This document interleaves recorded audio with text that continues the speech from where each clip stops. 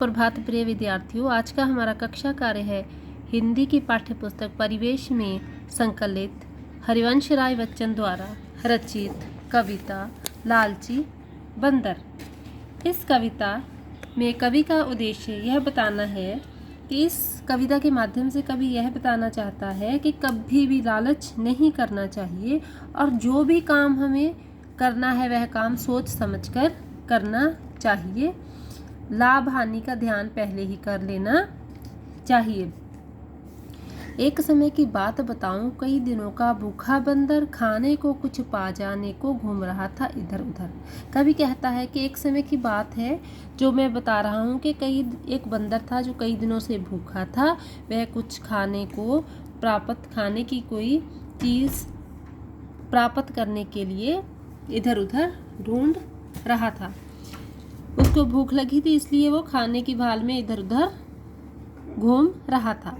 दिया दिखाई उसको सोने घर में रखा एक घड़ा, और घड़ा भी बुने हुए कुरमुरे चनों से भरा। कवि कहता है कि वह एक सोने घर में गया।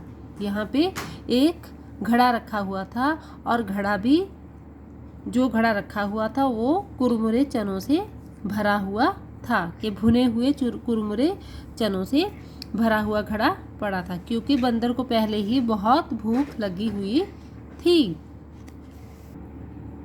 दोनों हाथ साथ बंदर ने फौरन दिए घड़े में डाल के बंदर ने अपने दोनों हाथ फौरन झट से अपने दोनों हाथ घड़े में डाल दिए। चने भरी मुट्ठियों को वह लेकिन पाया नहीं निकाल। उसने अपनी मुट्ठियां तो भर ली, लेकिन फिर वो घड़े में से अपनी मुट्ठियों को निकाल नहीं सका। घड़ा बहुत छोटे मुंह का था, हाथ निकल ना पाता था, और लालची बंदर मल से चना न छोड़ा जाता था। कि जो घड़ा था वह बहुत ही छोटे मुंह का होने के कारण जो बंदर के हाथ थे वह अपने हाथों को उस घड़े में से निकाल नहीं पा रहा था। और दूसरी बात, और बंदर के मन में लालच था, क्योंकि लालच क्या था, वो चने प्राप्त करने के, मैं और चने ले लूं, कि चने प्राप्त करने का जो लालच था वो भी छोड़ा नहीं जा रहा था। इस कारण उसके हाथ वो जल्दी से नहीं निकाल पाया घड़े में से। फिर कोशिश करते करते बहुत लग गई उसको देर, बस आ पहुँचे डंडा लेकर घर के मालिक राम सुमेर। कि इस प्रकार उसको वो तंग मुंह वाले छोटे मुंह वाले घड़े से अपने हाथ निकालते निकालते उसको बहुत देर लग गई, और इतनी देर में जो घर का मालिक था जिसका नाम राम सुमेर था वो डंडा लेकर वहाँ पे पहुँच गया। अब खुद सोच तुम ही सकते हो बंदर पर जो कुछ बीती, बच्चों तुम यह बतलाओ बंदर ने की क्या गलती।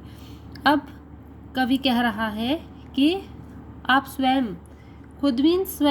कि आप स्वयं ही सोच सकते हो कि जब मालिक आ गया, मालिक के आने के बाद बंदर पर क्या बीती, यह हम सभी खुद ही समझ सकते हैं। बच्चों तुम यह बतलाओ बंदर ने की क्या गलती। कि अब बच्चों तुम ये बतलाओ कि बंदर ने कौन सी गलती की थी। हाँ जी बच्चों, बंदर ने क्या गलती की थी, क्योंकि उसके मन में लालच आ गया था। घड़े में से और चने प्राप्त करने के लिए उसके मन में लालच था। इस लालच की वजह से उसको वहाँ पे देर लग गई, और जब राम सुमेर घर का मालिक आ गया फिर वो डंडा लेकर, पता ही है कि जब वो डंडा लेकर आया फिर क्या हुआ। इस कविता का जो उद्देश्य है कि बच्चों कभी भी हमें लालच नहीं करना चाहिए। क्योंकि लालच करना बहुत बुरी बात है, और बिना सोचे समझे कोई भी काम करना और लालच करना, बिना सोचे समझे जो काम करते हैं और लालच करते हैं, ऐसे व्यक्तियों को सदैव हानि ही उठानी पड़ती है। इस कविता को पढ़ने के पश्चात बेटा मैं आपको कुछ प्रश्न बता रही हूँ, जिनके उत्तर आपको यह कविता पढ़कर सुनकर स्वयं ढूंढने होंगे।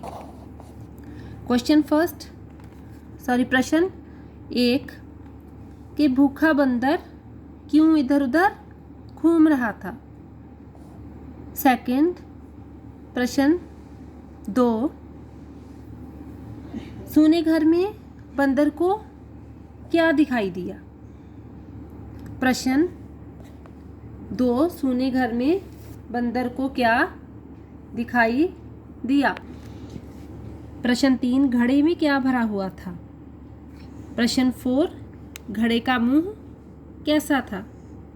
प्रश्न 5, बंदर घड़े में से हाथों को क्यों नहीं निकाल पाया।